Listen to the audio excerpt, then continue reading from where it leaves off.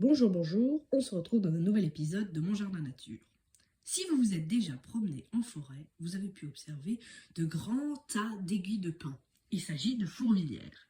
Et l'espèce de fourmi qui est à l'origine de ces fourmilières est la fourmi-rousse des bois, qu'on reconnaît ici. La fourmi-rousse des bois est un insecte social qui vit en grandes colonies.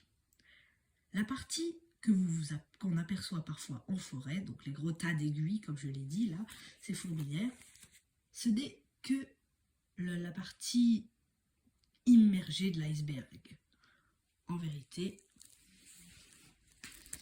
elle s'étend avec de grandes galeries sous le sol ou dans le bois mort.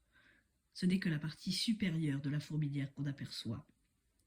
Mais une colonie de fourmis s'étend très loin dans le sol et est communiquée par plein de petits réseaux de galeries qui communiquent entre plusieurs endroits dans une forêt. Une des particularités de la fourmi rousse, c'est son moyen de défense étonnant. Je vous laisse réaliser une petite expérience. Prenez par exemple un mouchoir.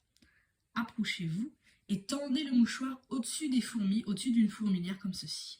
Vous observerez qu'il y a plein de petites gouttelettes sur ce mouchoir. Eh bien, c'est l'acide formique.